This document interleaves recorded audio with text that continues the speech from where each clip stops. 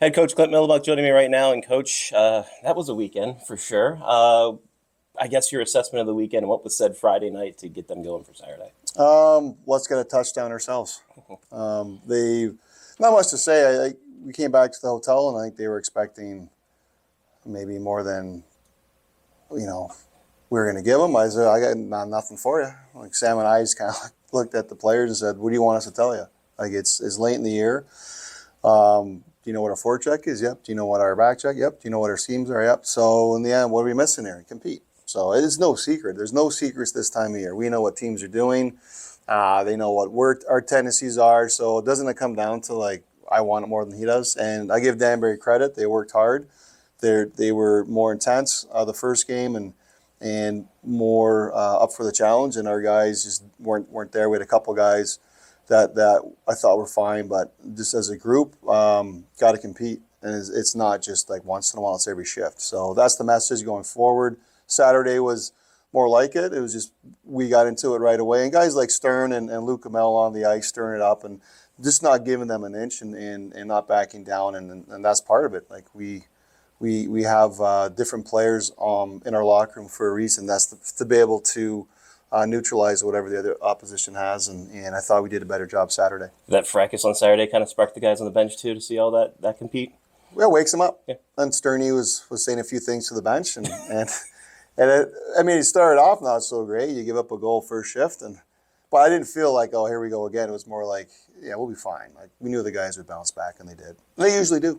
You look at your history here for the past 6 years in Maryland, seen a lot of good players come through. And two guys this week signed, Luke Salem in the ECHL and Cooper Black to an NHL deal. To be a small part of that in their mentorship when they just start kind of the junior hockey voyage, how does that feel for you to see them achieve that kind of potential? Hey, good for everyone. I mean, our fans get to point at it. Our loyal fans who know everything about our players and have been there since day one. Our staff that's been here, I guess they get to point at it. The kids that played with them. There's a sense of pride, I guess, and that's what when you start this program, you don't really think of that yet. You think of, okay, we got game next week, practice, but then after a while, you kind of sit back and it's kind of cool.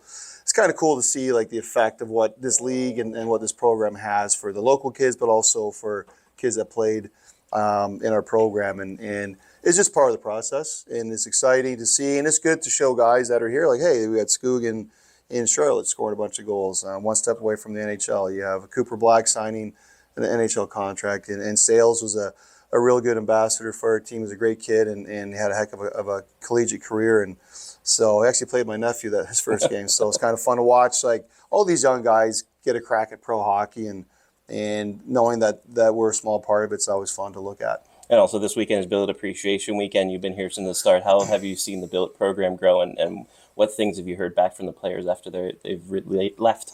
Everything. Well, when you have I always feel like in junior hockey, when players come back and visit, you have something good.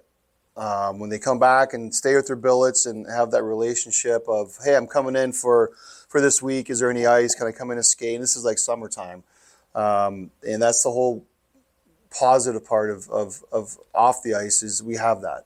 Our billets are amazing.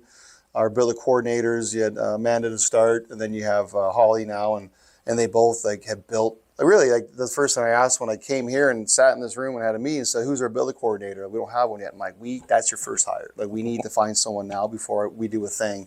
It's the most important thing is having a stable environment for our players, and for parents to have their minds are at ease when they send their kids here, knowing they're in a situation where they can have a stable home, a good community, and be treated very well. And it starts with your billets. It really is the foundation of this program. And without Holly and Amanda prior to that, this program is going to have a tough time existing, like any program without that. And we have a lot of pomp and circumstance, but there is 2 games at hand against Johnstown to end out the regular season.